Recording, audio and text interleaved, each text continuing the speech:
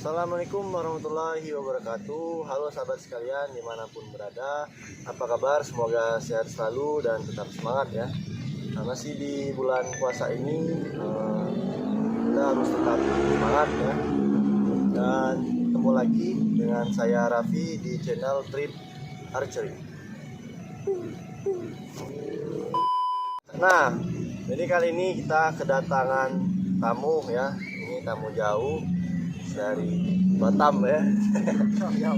Ini tinggalnya dari Batam tapi lagi berlibur main ke Linggau ya. Nah, sebelum dia balik Batam lagi kita ajak dulu main ke channel ini. Mau bincang-bincang sedikit ya. Pertamanya boleh perkenalan dulu. Assalamualaikum warahmatullahi wabarakatuh. Waalaikumsalam. Maka nama saya Muhammad, biasa dipanggilkan Ahmad atau ya Biasa dipanggil Ahmad atau Ahmad. Tiga bisa juga. Tiga bisa ya. Atau Mat ya. Kadang kalau teman-teman deket Mat ya. Dan jadi teman-teman, saya ngundang Muhammad ini untuk mengambil pelajaran ya dari kisahnya, itu dari pengalamannya. Karena dulunya Bang Ahmad ini pernah gabung di komunitas punk ya, bener ya. Nah, jadi kita akan bahas ya kisahnya yang nanti bisa menjadi motivasi untuk teman-teman yang mulai berhijrah ya. Jadi kita juga di sini semuanya sama-sama belajar ya, belajar dalam agama. Nah, ada beberapa pertanyaan nanti akan saya tanyakan pada Bang Ahmad ya. Yang pertama, itu sudah berapa lama Bang Ahmad gabung di komunitas punk? Komunitas punk paling berapa ya? Dari 2013 sampai 2015. Dari 2015 sampai Akhir 2015. 2013 sampai akhir 2015. Kurang lebih 3 tahun. kurang lebih 3 tahun. Oh. Waktu itu kenapa ikut gabung di komunitas anak punk? Apa ada teman yang ngajakin atau dari sendiri yang mau ikut? Karena ya punk ini bisa dibilangin ya bisa dibilang tempat pelarian ya anak-anak broken home atau kurang ekonomi atau seperti itu kan. Kalau saya sih putus sekolah, karena putus sekolah lingkungan jadi terlalu bebas bisa masuk. Kebanyakan dari masalah rumah tangga yang mungkin kurang dedikasi juga ya dari orang tua kepada anaknya ya. Mereka kebanyakan gabung di situ ya. Terus apalagi teman-teman yang dari sana kebanyakan? Ya apalagi orang broken home kan, korban dari cerai orang tua, kurang ekonomi.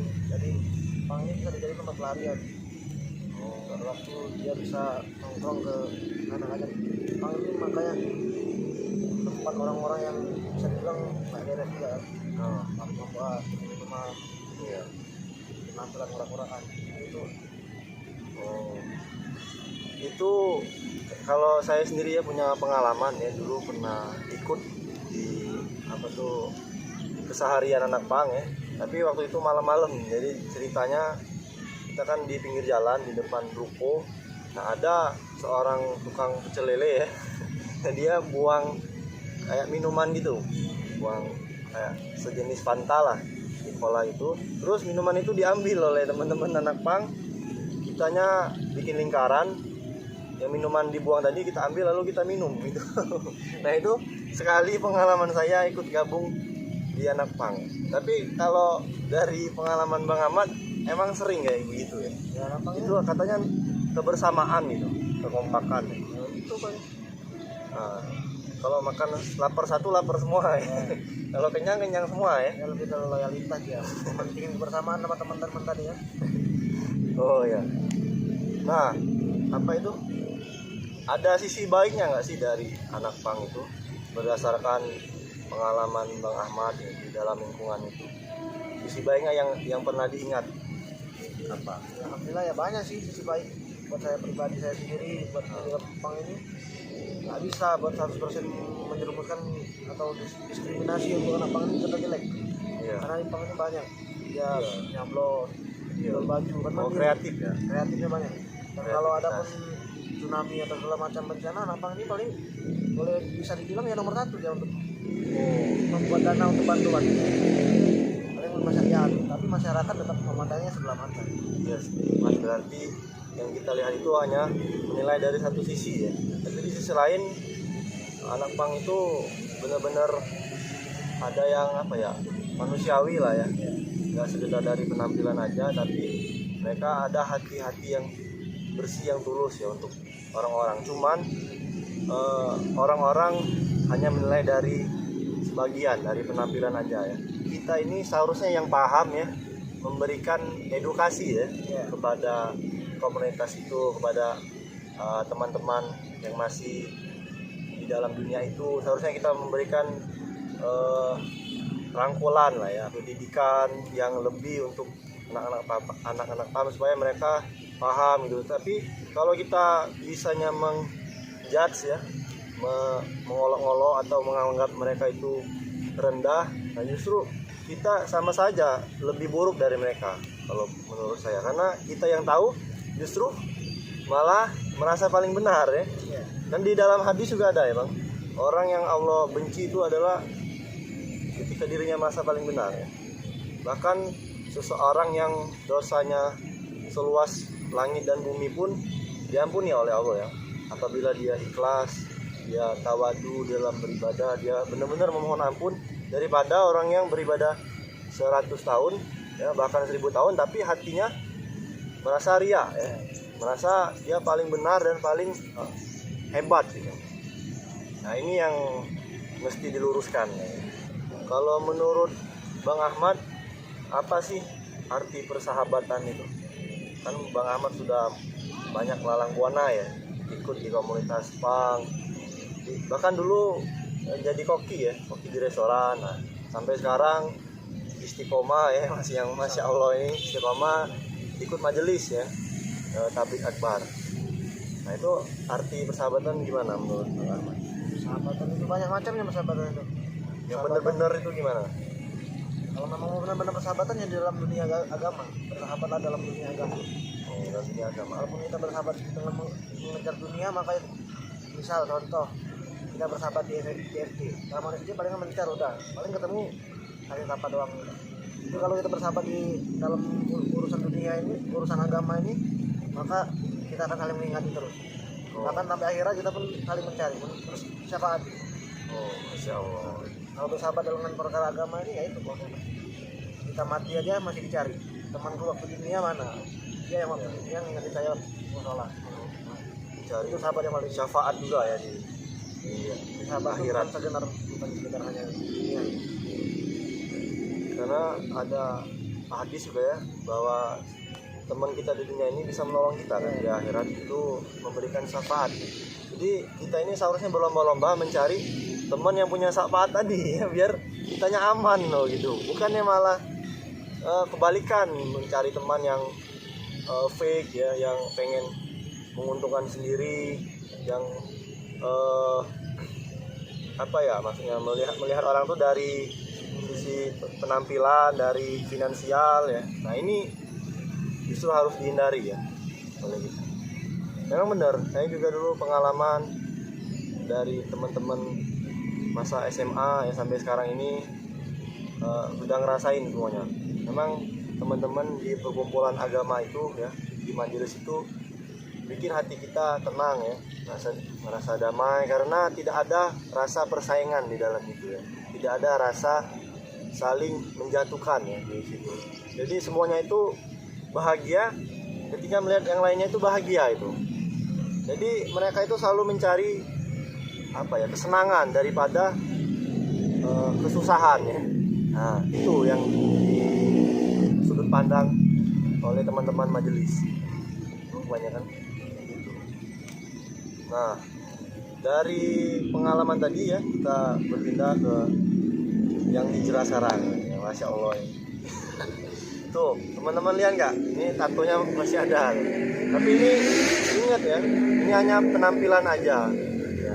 Karena yang Allah lihat itu adalah hati dan pikiran hambanya, itulah yang akan dipertanggungjawabkan di akhirat. Pikiran kita yang bersih akan mendapatkan pahala yang baik, begitupun sebaliknya.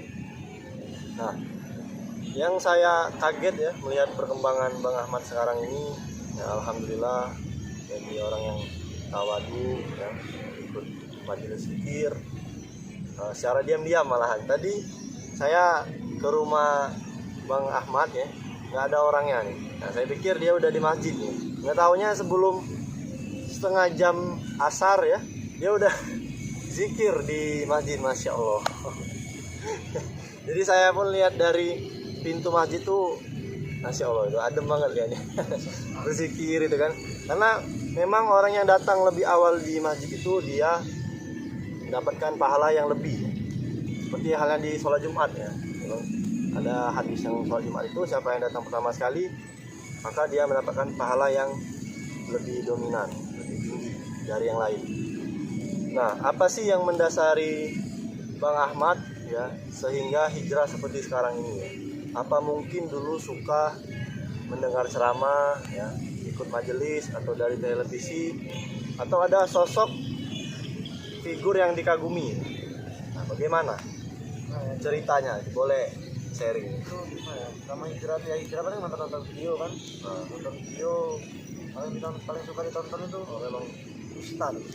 Waktu masih jadi anak pang ya, nonton video ceramah ya. Waktu di Jogja ya. Wakil di Jogja. Nonton video Ustad Hanan Ataki. Paling hobi. Ya. Mondok di Jember, pulang lagi Sumatera. Pulang Sumatera, teman-teman pang udah pada hijrah di Palembang. Sudah ada. Pada hijrah semua kan, itu Bama semua. Dan di sana saya ada mau ikut, cuman gengsi, masih ada gengsinya mau bilang itu kan. Wajar ya. Tapi tanpa disadari teman-teman pun punya risau untuk mengajak kita untuk berjalan yang benar tadi. Dari sana tadi mau kayak ya ikut itu ya dapat kenikmatan yang Allah berikan dalam kehidupan seharian. Biasa pegang duit banyak tapi nggak berkah, habis percuma. Tapi kalau saat ini tuh cukup jaga sholat, jaga taat kepada Allah, walaupun sampai 1000, kata kasarnya tuh walaupun 1000 nggak ada duit di dalam kantong, hati tetap terasa tenang. Karena kita dekat sama Allah kan. Iya benar. Dan saling mengajak, saling mengingat. Apa kata Allah tadi itu, orang yang dekat sama Allah tuh orang yang saling ngajak ke dalam ketaatan kepada Allah. Masya Allah. Jadi dimulai dari awalnya suka nonton ya, nonton ceramah, barulah kemudian ikut diajak teman ya, ikut majelis di mana tadi? Palembang. Oh ya, ini di Palembang itu ikut pendidikan Islam ya? Itu gimana ya? Jamaah-jamaah tabligh gitu, jadi luar ada metode luarnya 3 hari, 40 hari, 4 bulan gitu. Keluar jalan lah, urus bisa bilang keluar jalan Allah itu sarana membentuk sifat yang kita biasa marah, mudah emosi, mudah marah gitu. Kalau kita keluar sana tuh sifat kita diinginkan, sabaran, bersyukur. Bagus banget ya itu ikannya ya. Dan pengen sih ikut kalau seenak itu kan yang didapat. Itu ada biayanya nggak kemarin? Ya makanya dalam agama itu perlu korban. Korbannya adalah harta, diri dan waktu. Tapi kan itu korbannya tadi nggak rugi lah ya, malah justru berkali lipat keuntungan untuk kita ya. Makin kita mengorbankan harta ke jalan Allah itu ya makin berlipat ganda juga Allah berikan rezeki, makin terang. Nah, enak banget kan dakwah ya, sambil jalan-jalan juga dapet, terus kesenangannya juga dapet ya. Pahala juga dapet. Itu yang harusnya dicari ya teman-teman. Jangan keluar nongkrong yang nggak jelas tapi nggak tahu apa yang didapat ya. Karena semakin hari kan umur kita ini semakin berkurang ya, kita nggak ada yang tahu. Jadi manfaatkanlah kesempatan yang ada. Ada tambahan sedikit nggak buat teman-teman mungkin ya yang lagi hijrah gitu kan? Apa ada kebiasaan dari Bang Ahmad dilakukan sehari-hari sampai bisa hatinya mantap ya, istiqomah gitu kan dalam beribadah? Nah itu ya kebiasaannya apa? Karena ini kadang sering juga banyak dipertanyakan. Kebiasaan sehari-hari ya paling berdoa sama Allah, kita istiqomah kan, dan salat syukur. Bersyukur Allah pilih kita untuk ada di dalam memperjuangkan agama Allah ini. Dan mungkin tambahan-tambahan buat teman-teman Ya. di Lubuk Linggau, di Batam, atau di seluruh Indonesia, Di seluruh seluruh dunia itu palingan untuk memperbaiki diri itu tidak semudah dengan membalikkan telapak tangan. Paling saran dari saya tuh motivasinya paling jaga sholat 5 waktu. Apalagi kita jaga sholat 5 waktu ini, maka Allah akan mudahkan kita. Allah mudahkan kita jauh dari maksiat. Karena ada Allah berfirman juga, inna sholat tanha 'anil fahsya'i wal munkar. Sesungguhnya sholat ini mencegah perbuatan kejiran kita. Amin ya. Ada juga di dalam hadis ya, 3 orang-orang yang mendapatkan taufik dan hidayah ya. Pertama itu dia ringan dalam beramal solih ya. Yang kedua dia berpegang teguh dan tetap istiqomah ya dalam belajar agama ya. Yang ketiga dia semangat dalam belajar agama. Nah, jadi walaupun kita masih awam ya, tapi kita diperintahkan untuk semangat dalam belajar agama. Nah, ini perintah dari Rasulullah ya. Nah, seperti Bang Ahmad kan dia semangat ya, walaupun baru nonton ceramah ya awalnya, tapi dia ada getaran hatinya ya muncul dari situ. Nah, inilah yang dimaksud tadi, mungkin harus semangat ya. Jadi kalau kita nggak ngejar, nggak dilihat ya, kita nggak tahu sama sekali gitu kan. Lewat mana kita bisa tahu kalau bukan diri kita dulu yang gerakin ya, yang semangat untuk belajar. Dan yang terakhir ya Bang, itu apa harapan Bang Ahmad untuk masa depan negara, terutama nih untuk anak-anak muda, kaum milenial. Nah, ini banyak kaum milenial ini kaum berbahan gitu. Kaum mager keras ya. San sebaya ini. Nah, Paling berdoa, tetap berdoa kan, karena kata Allah tuh sebaik-baik doa itu ya Al-Fatihah. Jadi tidak Al-Fatihah. Kan kita dalam agama itu bukan buat diri sendiri, tapi mengajak taatan kepada Allah ini buat umat Islam seluruh hal. Makanya buat anak-anak muda, apalagi anak muda zaman sekarang kan, kita berharap doa aja Allah turunkan hidayah, Allah banjirkan hidayah di kampung-kampung, di tempat mana anak-anak yang bermaksiat, maka Allah turunkan hidayah. anak-anak muda nih sebenarnya yang zaman sekarang ini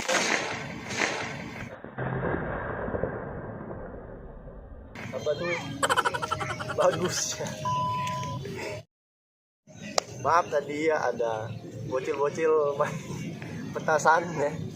Nah, jadi anak-anak muda ini zaman sekarang ini ya, kebanyakan mereka itu sebenarnya semangat di dalam bekerja ya, pengen gitu mencari hal-hal yang baru. Tapi apa tuh anak-anak zaman sekarang ini sedikit emosional ya. Dalam artinya mudah baper lah ya kalau bahasa sekarang itu.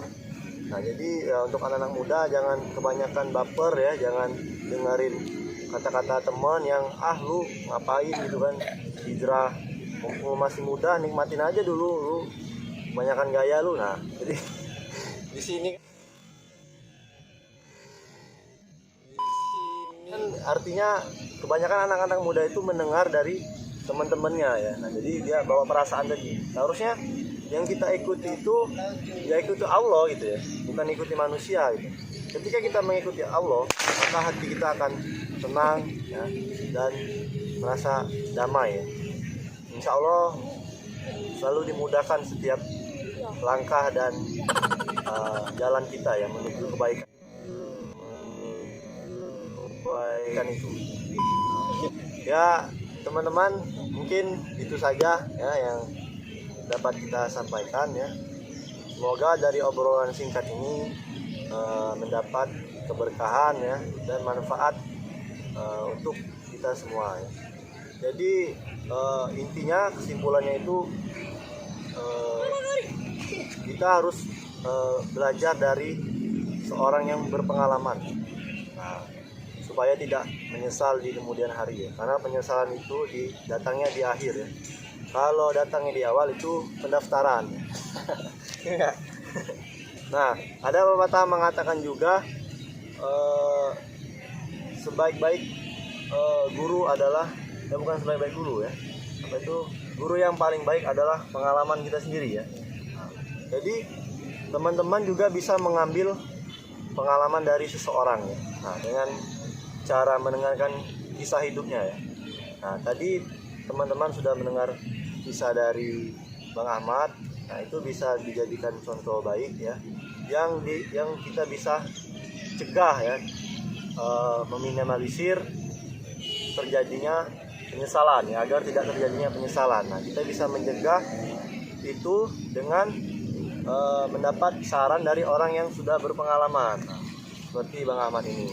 Nah, buat teman-teman yang baru mau berhijrah, tetap semangat ya sampai menemukan hidayah itu ya. Nah, hidayah itu dijemput ya. Kalau ditunggu itu namanya naik angkot. Ya apa sih nih? Nggak muncul di sini. Dan baiklah ya, mungkin itu saja yang dapat kita sampaikan ya. Lebih kurangnya kita mohon maaf ya, bila ada salah kata, perbuatan, mohon maaf sebesar-besarnya ya Bang. Dan terima kasih untuk Bang Ahmad sudah hadir main ke channel kita ya. Terima kasih juga atas nasihatnya juga. Semoga bisa diambil suatu pelajaran dan hikmah ya untuk kita semua. Amin amin ya robbal alamin. Nah, buat teman-teman yang suka dengan channel ini, jangan lupa dukung dengan cara like, komen, dan subscribe ya. Dan aktifkan juga loncengnya supaya tidak tertinggal dengan video-video kita selanjutnya. Oke, terima kasih. Sampai jumpa di video selanjutnya. Saya Raffi dan Bang Ahmad pamit undur diri ya. See you next time. Wabillahi taufiq wal hidayah. Wassalamualaikum warahmatullahi wabarakatuh. Bye. Ini bye ngomong. Bye.